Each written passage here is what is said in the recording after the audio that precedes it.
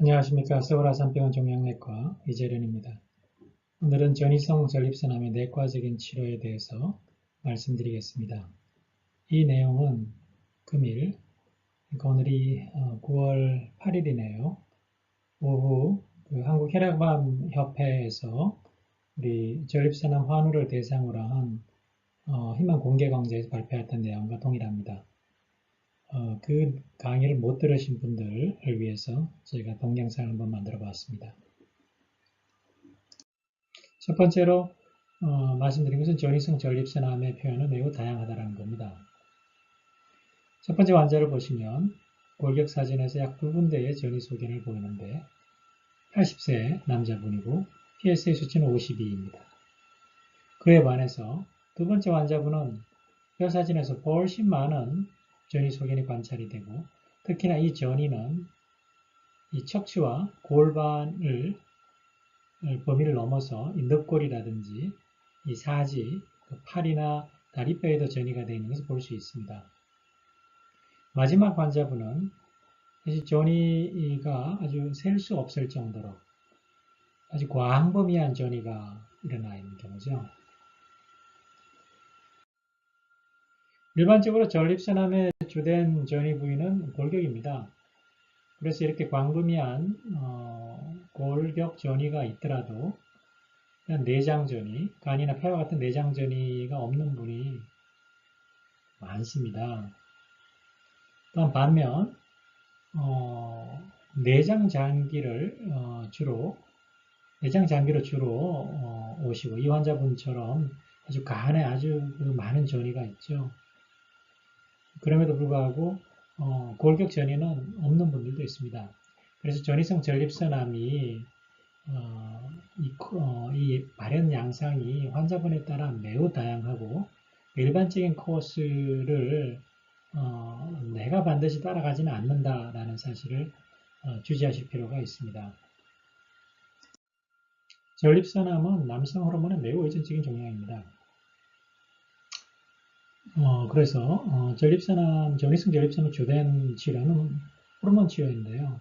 이 호르몬 치료는 크게 두 가지로 나눌 수가 있습니다. 첫 번째가 남성 호르몬을 박탈하는 남성 박탈 치료인데 이것은 수술로 고환을 제거하는, 즉 단순 거세 수술을 통해서 남성 호르몬을 박탈할 수도 있고, 또 하나는 내과적으로, 즉 LHRH라는 황체 형성 호르몬, 유리 호르몬의 작용제나 그 기량제를 이용해서 우리가 거세 수술을 했을 때 혈중에 도달하는 수준으로 남성 호르몬을 낮추는 그런 치료가 내과적 거세 치료를 할 수 있겠습니다. 두 번째는 이 남성 호르몬의 수치를 변화시키지는 않고 남성 호르몬이 작용하는 이 세포 내에 남성 호르몬 수용체, 안드로젠 리셉터죠. 그에 대한 안드로젠 수용체에 대한 기량제를 이용하는 것인데 그걸 우리가 항안드로겐이라고 하는데요. 항안드로겐은 그 구조에 따라서 그 스테로이드 링을 가지고 있는 스테로이드 제제와 스테로이드 링이 아닌 비스테로이드 제제로 나눕니다. 주로 우리가 쓰는 것은 비카루타마이드, 즉 카스펙스를 사용하고요. 또 일부에서는 이제 스테로이드 제제로 우리가 이 사이프로테론 아세테이트, 프로제스테론과 유사한 구조인데요. 이런 안드로커를 사용하기도 합니다. 하지만 이 안드로커는 간 독성으로 인해서 우리 서구에서는 허가가 취소된 약제이기도 합니다. 이러한 그 호르몬 치료를 하면 아주 효과가 우수합니다. 그리고 단기간 내에 우수한 반응으로 정말 그 골전이 통증에 인해서 문신하시기가 무척 힘드신 분들이 되게 치료 한 2주에서 4주 좀 지나 과장된 표현이긴 하지만 침대에서 뛸 정도로 증상이 좋아지기도 하죠. 하지만 모든 환자분이 동일한 반응을 나타내는 것이 아니고 또 일부 이런 미분화성 전립선암 또는 소세포성 전립선암인 경우에는 호르몬 치료 반응이 매우 불량합니다. 이런 소세포 전립선암은 조직 소견상 우리가 폐암에서 볼 수 있는 소세포 폐암과 같은 소세포암이 보이든지 특징적으로 골 전이보다는 간이나 폐와 같은 장기 전이.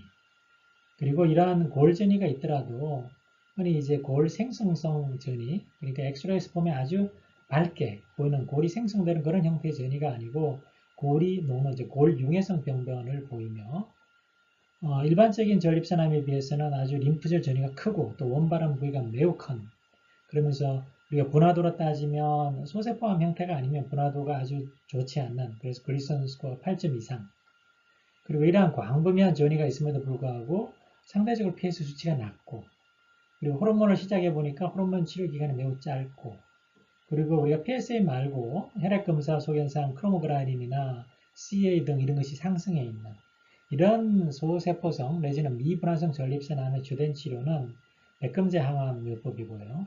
이것을 우리가 1차적으로 특히 호르몬과 같이 또는 2차 때 바로 적극적으로 사용하여 치료하는 것이 원칙입니다. 하지만 이런 소세포 전립선암은 매우 드물죠.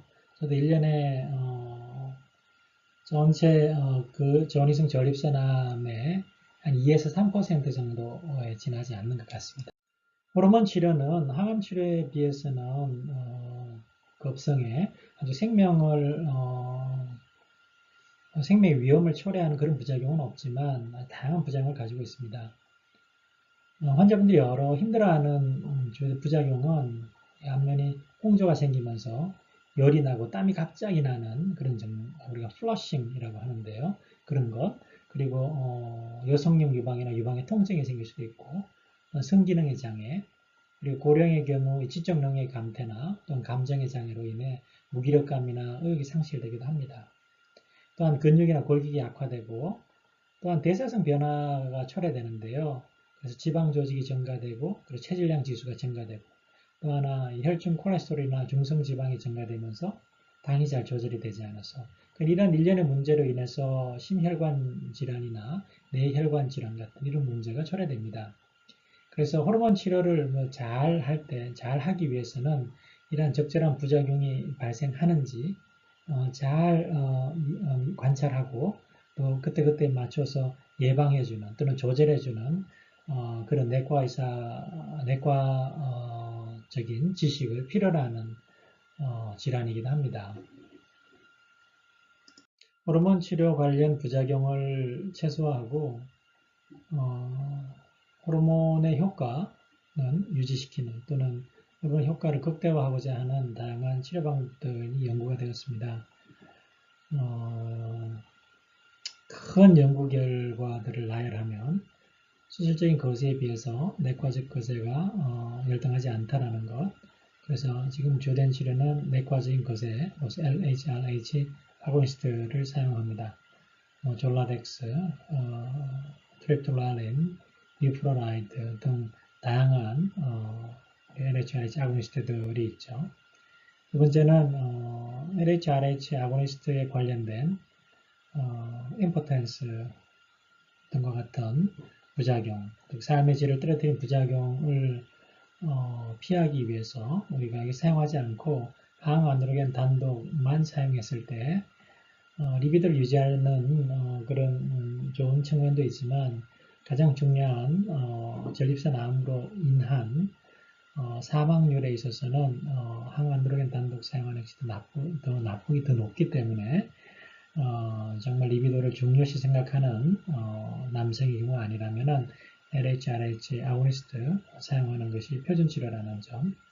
그리고 부작용을 지연시키기 위한 지연치료, 조기 치료를 비교했을 때 전체 생존 기간에 있어서는 큰 차이는 없지만 지연치료로 인한 지연치료 관찰 시 아주 다양한 양상으로 진행될 수 있고 이러한 진행에 따른 유병률이 증가될 수 있기 때문에 지금 특별한 문제가 없다면 조기 치료를 한다라는 것, 그리고 지속 치료와 간헐적인 치료를 비교했을 때 그 지속 치료에 비해 간헐적인 치료가 전체 생존율에 있어서 비혈동성을 보여주지 못했습니다. 그래서 지속적인 치료, 즉 한번 사용하면 지속적으로 치료를 하는 것이 일반적인 치료 원칙이라는 점입니다.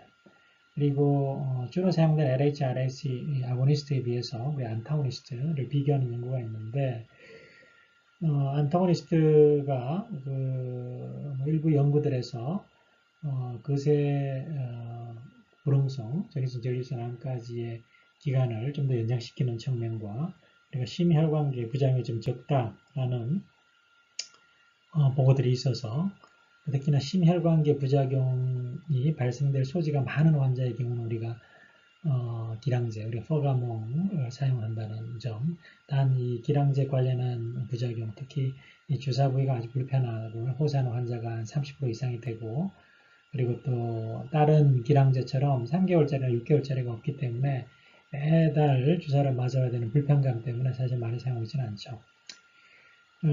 그리고 제가 마지막으로 이 호르몬 치료에서 말씀드리고 싶은 것은 단독에 비해서 LHRH 단독, LHRH 항암들을 병합했을 때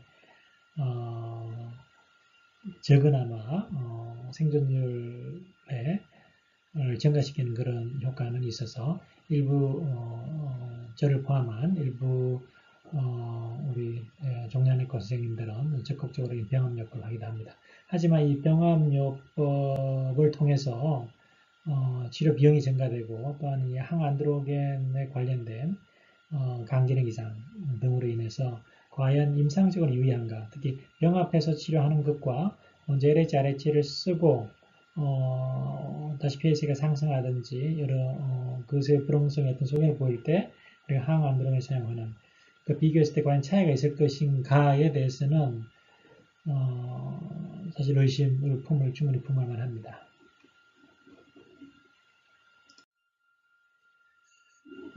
그래서 이런 최근 치료의 발전으로 인해서 과연 어느 정도의 생존기간의 증가가 있었느냐. 그래서 1998년 아이젠버그 스타디, 즉 수술적 거세 이후 때 플루타마이드를 추가했을 때 어느 정도 개선의 효과가 있느냐. 무슨 연구에서는 개선의 효과를 보여준, 통계적 유의한 개선 효과를 보여주지 못했는데요. 그때 우리 전이성 전립선암의 평균 생존 기간이 플루타마이드를 같이 사용했을 때 33.5개월, 3년이 안 되죠. 2013년 닥터 후세인이 지속적인 치료와 간헐적인 치료를 비교했을 때 지속적인 치료에 69.6개월, 거의 한 5년 이상이 되죠. 5.8년. 그러니까 그때에 비하면 분명히 생존 기간의 증가와 치료가 발전이 됐다는 것을 볼 수가 있습니다. 근데 모든 환자가 아까도 말씀드렸다시피 모든 환자가 동의 한 6년 정도의 생존 기간을 예측할 수는 없죠. 그래서 그 전이성 전립선암의 어떤 발현 양상에 따라서 생존 기간의 차이가 있는데요. 그중 가장 그 예후인자로서 의미가 있는 것으로 알려진 것이 이 전이의 범위죠. 그래서 volume of disease burden 이런 표현을 쓰기도 하는데요. 그래서 우리가 전이가 광범위한 경우, 전이가 광범위하다는 정의는 대개 척추 또는 골반 외에 골격 전이가 있는 또는 장기 전이가 있는 경우, 폐, 간 등의 장기 전이가 있는 경우, 이런 경우 우리가 광범위 전이라고 하는데 이런 경우에는 이제 1994년 데이터에서도 27.5개월, 28.5개월이었다면 제한적인 전이가 있는 경우는 이 당시에도 50개월, 52개월 보여줬죠. 마찬가지로 이 지속적인 치료와 간헐적인 치료에서는 최근에 2008년 데이터를 보더라도 광범위한 전이가 있는 경우는 약 5년이 되지 않죠. 4.9년 정도. 그리고 제한적인 전이가 있는 경우는 6.9년 정도로 이 광범위한 전이냐 제한적인 전이냐가 이 중요한 예후인자로 알려져 있습니다. 말씀드린 바처럼 이런 광범위한 전이를 가진 환자의 경우는 제한적인 전이를 가진 환자였으면 불량합니다. 이런 환자의 변화한 효과를 위한 치료 방법들이 연구되었는데 최근 치료의 어떤 패러다임을 바꾸는 중요한 연구 결과들이 발표가 됐습니다. 첫 번째가 호르몬 치료에 항암 치료를 병합하는 거죠. 항암 호르몬 치료가 되겠고, 두 번째가 호르몬 치료의 차세대 호르몬 치료, 아비라테론을 병합하는 치료가 되겠습니다. 항암, 호르몬 항암 치료의 그 첫 번째 발표는 미국의 ECOG 3805, 그게 Charted Study라고 하는데요. 여기에는 약 한 800명의 광범위 전이를 가진 호르몬 감수성 전립선 암 환자가 포함되었습니다. 여기서 광범위 전이라는 것은 이 연구에서는 장기 전이가 있거나 할 것 같죠. 고울 전이에서 병변이 4군데 이상이면서 척추 또는 골반, 엑시얼 스케리톤을 제외한 다른 고울 전이, perpendicular 스케리톤에 한 군데 이상의 전이가 있는 경우를 광범위 전이라고 하였습니다. 이런 환자한테서 호르몬 단독의 치료에 비해서 도스닥셀 항암 치료를 대개 거세 불응성에 사용되는 도스닥셀과 프레드니솔론이 아닌 프레드니솔론을 제외한 도스닥셀만 항암 치료를 6사이클 했을 때 이렇게 호르몬 단독에 비해서 도스닥셀을 6사이클 사용했을 때 이 광범위 전이를 가진 환자에 있어서 호르몬 단독의 34.4개월의 생존 기간에 비해 51.2개월로 17개월의 생존 기간의 증가와 위험도 0.63으로 36% 위험도 감소를 보여주었습니다.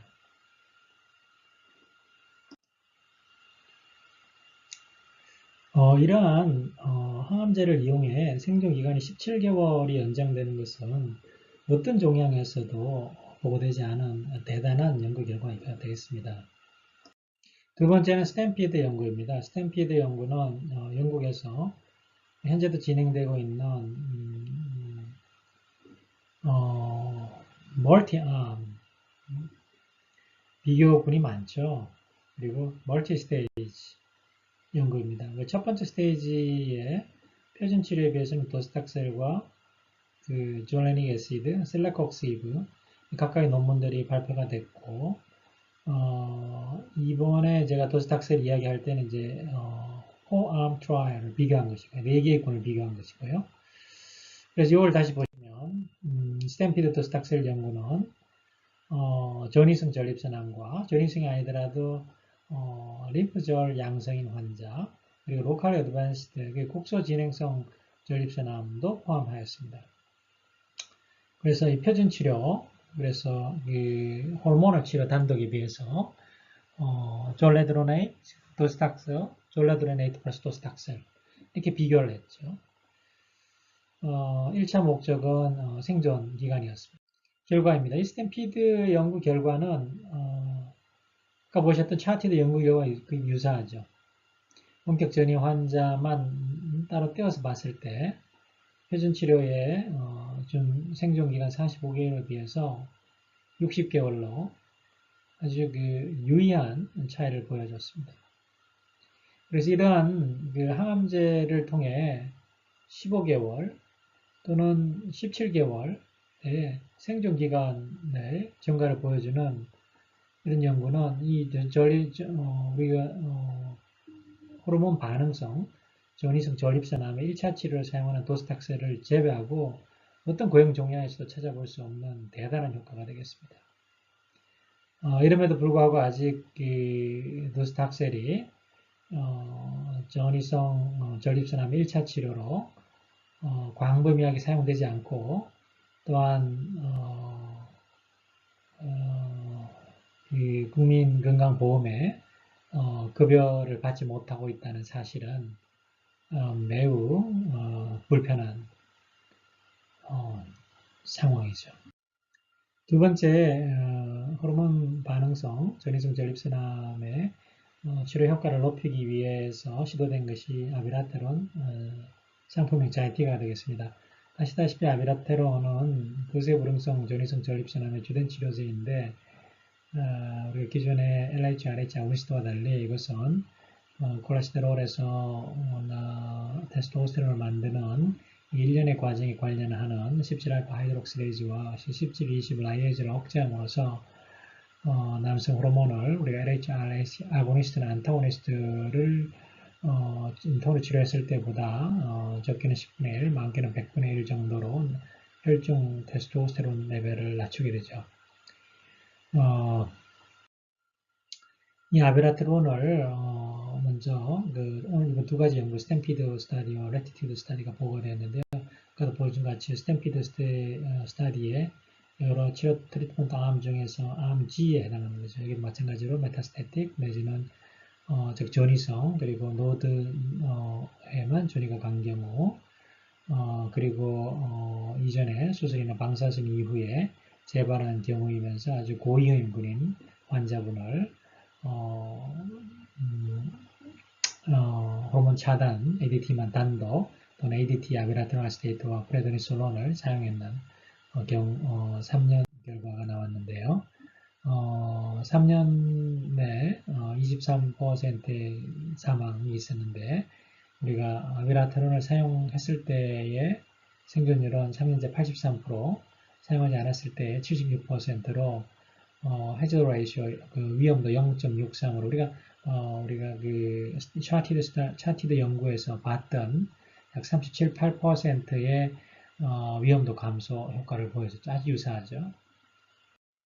두 번째 연구는 Latitude Study인데요. 역시 이제 이것은 우리가 Charted Study와 같이 고위험 전이성 전립선암으로 했는데 여기서 고위험 전이성 전립선암은 하이 볼륨 디지즈와는 다릅니다. 여기서는 이제 그레이션 스코어 8점 이상이거나 골격 전이수가 펜디큘러 스켈레톤의 요구가 상당히 3개 이상이거나 내지는 장기 전이가 있는 것 중에 2개 이상인 경우에 고위험성 전이성 전립선암을 하고 환자들에서 호르몬 치료와 유약과 호르몬 치료의 아비라트론과 프레드니솔론 5mg을 경구 복용하는 3상 연구를 시행했었는데요. 이것은 이제 마찬가지로 3년 내 47%의 환자가 사망하였는데 이 호르몬 단독 49%에 비해서 아비라트론을 사용했을 때 66%의 생존율 증가로 그 위험도 0.62, 즉 38% 위험도 감소, 매우 비슷하죠. 또한 영상학적 무진행 생존율도 15개월에 비해서 33개월에 아주 그 2배 이상 해저로 0.47을 보여줬죠. 그래서 그 현재의 전이성 전립선암의 표준 치료는 전이 정도에 따라 물론 치료의 선택이 달려야 되겠지만 광범위한 전이가 있는 호르몬 반응성의 경우는 호르몬 치료의 도스닥스 또는 아비라테론을 사용하는 것을 표준으로 잡고 있습니다. 그리고 이런 광범위한 전이가 아닌 제한적인 전이, 또 미미한 전이가 있는 호르몬 반응성의 환자에 있어서는 호르몬 치료 단독 또는 우리가 스탬피드 스타디 연구 결과 또는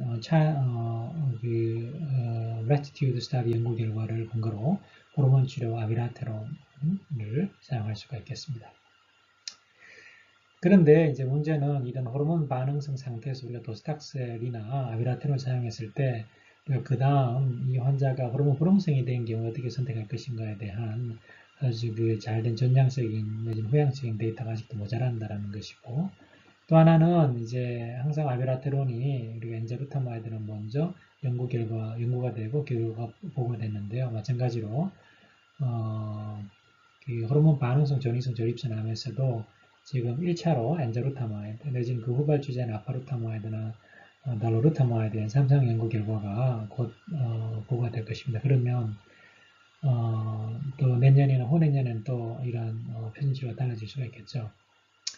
또 하나는 이제 이러한 광부 전이가 있는 호르몬 반응성에서 호르몬 치료와 도스닥셀에 또 아비라테론을 포함하는 이 3제 치료 연구가 진행되고 있어서 과연 그런 결과가 나왔을 때 우리가 과연 어떤 환자한테서 사용해야 될 것이며 과연 어느 정도의 부작용 내지는 비용을 우리 사회가 감수할 수 있을지, 우리 환자가 수용할 수 있을지에 대한 새로운 문제에 봉착할 것 같습니다. 이렇게 열심히 우리가 호르몬 치료를 하거나 우리 도스닥스를 사용하거나 또는 아비라테론을 사용하더라도 일정 시간이 지나면 거세 불응성 전이성 전립선암이 됩니다. 우리 거세 불응성 전이성 전립선암은 두 가지를 만족시키면 되는데, 첫 번째 거세 상태를 유지하는, 즉 혈중 호르몬이, 혈중 남성 호르몬 테스토스테론이 0.5 나노그램/ml 이하이면서 그 불응성, 더 이상 치료 듣지 않는다. 그 말은 또 진행이 되고 있다라는 거죠. 진행의 증거로서는 여러 가지를 들 수 있는데, PSA가 시오렐하게 증가되는, 또는 골 스캔에서 새로운 병변이 보이는, 또는 CT나 MRI에서 우리가 측정 가능한 병변이 나빠지는 그런 진행의 증거가 한 개라도 있으면 이게 우리가 그때부터 거세불응성 전이성 전립선암이라고 합니다. 이러한 거세불응성 전이성 전립선 치료는 아주 많습니다.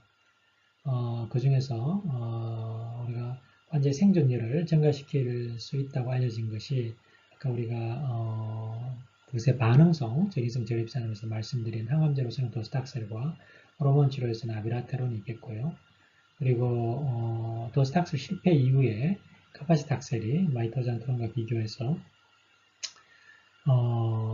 생존율 증가 효과를 보여줬고, 그리고 2차 호르몬 제로에서는 아까 말씀드린 엔자부타마이드, 그리고 우리나라에서는 지금 가용하지는 않지만 아주 그 미미한 증상을 가진, 그리고 장기 전이가 없는 환자한테서 이 면역치료 시프루셀 T나 그리고 알파 이미터인 레디움 223를 우리가 조피거죠. 레디움 223 이런 치료제들을 사용할 수가 있겠습니다. 각각의 치료제에 대해서 리뷰하기에는 너무 많은 시간들이 필요해서 한번 표로 한번 보겠습니다. 그러면 거세 불응성 전이성 전립선암에서 먼저 아베라테론을 보시면 도스닥셀 항암 이후에, 이전에 우리가 2004년에 도스닥셀 항암제 말고는 다른 치료가 없었을 때 병이 진행한 상태에서 부신 호르몬 단독에서 아베라테론을 사용했을 경우 약 4개월의 생존기간의 증가가 있었고, 그 사망 위험도는 0.65로 약 35%의 위험도 감소 효과가 있었다는 것. 그리고 PSA 반응이 38%였죠. 그리고 도스닥셀 항암 전으로 비교해 보면 302 연구입니다. 302 연구. 도스닥셀 이후에 비교했을 때 그 생존 기간의 연장 효과는 5개월로 유사하지만 PSA 반응은 약 62%로 좀 더 증가되는 걸 볼 수 있겠죠. 마찬가지로 그 엔젤루타마이드도 도스닥셀 항암 후에 어펌 스타디와 도스닥셀 항암제 프리벨 스타디에서 각각 약 5개월과 약 2개월의 생존기간의 증가와 약 37%와 약 30% 위험도 감소 효과, 그리고 PSA 반응이 54%, 78%를 보여줬고요.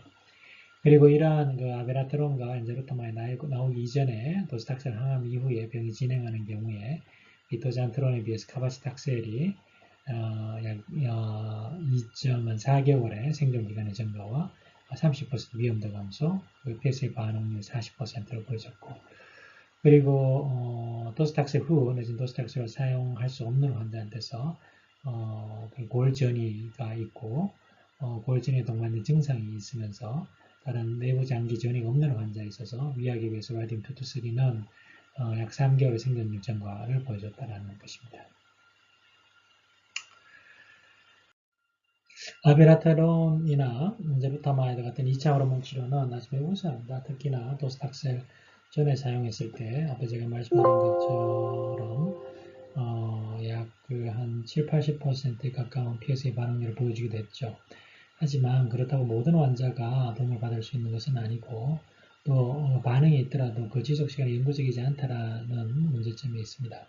그래서 치료에 대한 반응을 크게 세 가지로 나누어 보면 아주 우리가 아이디얼하게는 급격하게 하강하면서 이 반응이 지속적인 경우가 좋겠지만, 일부 환자는 급격히 빠른 하강 이후에 점진적으로 상승하는 경우도 있고, 일부 환자에 대해서는 거의 떨어지지 않고 지속하는 경우도 있고, 즉 반응하지 않는 그런 경우도 있다라는 겁니다. 모든 환자가 치료받는 것은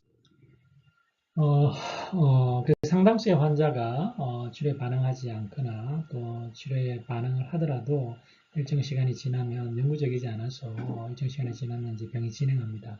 그런 경우 어떤 시점에 치료를 변경하고 어떤 약제로 변경할 것인가에 대한 말씀을 드리고자 합니다. 사실 경험과 그 경험의 수를 나는 어떤 그 직관과 또 임상 연구 결과들의 그 학술적인 그 증거를 바탕으로 결정해야 되는데요. 첫 번째로 말씀드릴 그 약제를 변경할 때는 약제의 기전과 그 진행 패턴을 고려해야 한다는 것입니다.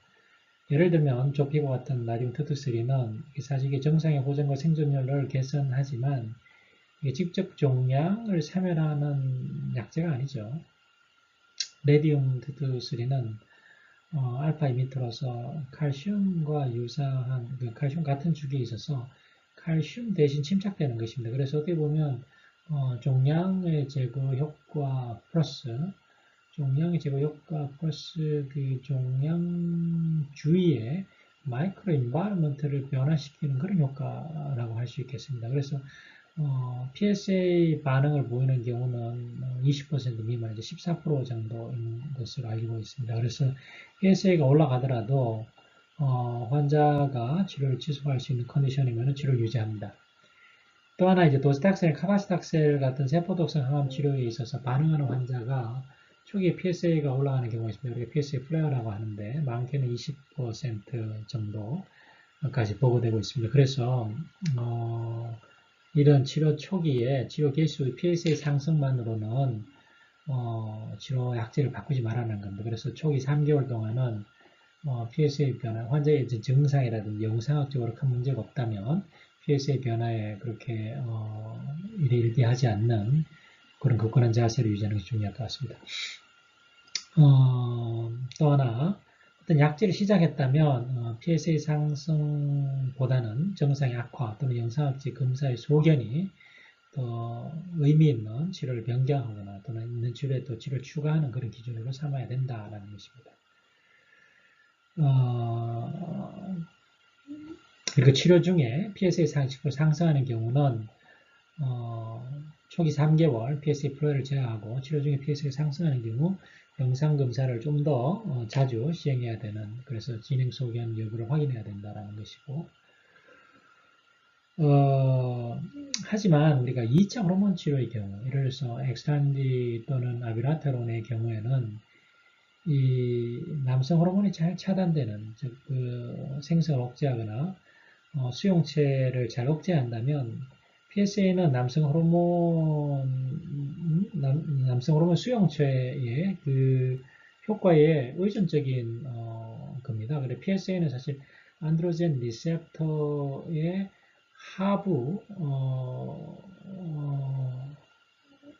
하부에 놓여 있죠. 그래서 효과적임에도 불구하고 이런 호르몬 치료를 사용하는 효과적임에도 불구하고 PSA가 상승하는 경우는 사실 이해하기 어렵습니다. 그래서 이런 호르몬 치료의 경우는 PSA 증가하는 경우에는 우리가 치료의 변경에 대해 또는 치료를 추가하는 비교적 합리적인 기준을 삼아야 되지 않을까라고 생각을 합니다. 하지만 아직까지의 표준은 PSA가 증가하더라도 임상적인 내지는 영상학적인 진행 소견이 없으면 일단은 유지하라라는 겁니다. 하지만 우리가 오해해서는 안 되는 것은 심평원이 지금 오해하고 있는 주된 문제이긴 한데, 약을 시작할 때는 PSA만 증가되는 내지는 영상검사상 악화되거나 우리가 뼈 사진에서 악화될 때 약을 시작한 이후에는 PSA 증가만으로는 약제를 바꾸지 말고 뼈 사진이나 영상학적인 검사 내지는 정상의 악화 있는 경우에 어떤 변화나 추가를 고려하라는 것입니다. 하지만 여기서 잘못 해석해서 아직 심평원에서는 PSA 증가만으로는 우리가 엑스탄디나 아베라테론 같은 약제를 사용하는 것을 급여를 해주지 않죠. 매우 심각한 오류입니다. 사실은 우리가 PSA만 진행된 환자한테서 엑스탄디나 자이티가의 효과가 우리가 영상학적인 내지는 뼈 사진이 나빠지면서 사용한 환자한테서 우리가 엑스탄디나 자이티가를 사용했을 때보다 더 나은 효과, 우리가 위험도의 측면에서 더 나은 효과를 보여줌에도 불구하고 무지와 내지는 어떤 비용적인 측면만 고려하여 아직 급여가 되지 않고 있다는 것은 아주 심각한 오류를 잡아야 되지 않을까 생각합니다.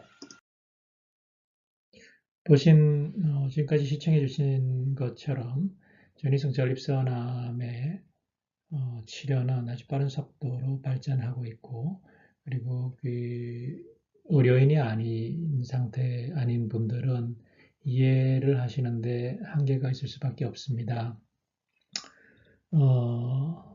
하지만 우리가 최선의 선택을 결정하고 그로 인해 최대의 효과를 끌어내기 위해서는 본인의 이 질환에 대한 이해가 무척 중요합니다. 안타깝게도 한국어로 되어 있는 그런 좋은 정보는 많지가 않습니다. 추천드리는 것은 대한종양내과학회 그리고 대한비뇨기종양학회를 한번 방문하시면 전이성 전립선암에 대한 정보를 얻을 수 있을 것 같습니다. 그렇지만 결코 쉬운 내용은 아니고요. 또 하나는 영문으로 되어 있지만 우리가 가족분들의 도움을 받아서 번역하실 수 있다면 전립선암재단 Prostate Cancer Foundation입니다. 구글에서 Prostate Cancer Foundation을 찾아서 거기에서 제공하는 환자분을 위한 가이드라인을 숙지하시는 것이 가장 좋은 정보인 것 같습니다. 이 정보는 매년 또 업데이트가 되고 제가 봐서는 가장 풍부한 내용, 그리고 꼭 환자분이 알아야 되는 내용들을 모두 포함하고 있습니다. 장시간 시청해 주셔서 수고하셨습니다. 감사합니다. 제가 말씀드리지 못했던 전이성 전립선암, 특히 거세불응성 전이성 전립선암의 최근 연구 결과들, 파폭 제제, 그리고 펜브롤리즈맵이나 아테졸리즈맵과 같은 면역 항암제, 그리고 177 리티슘 PSMA, 레디오라이언트 세라피나 액티니움에 관한 정보는 다른 강의를 통해서 올려드릴 예정입니다. 감사합니다.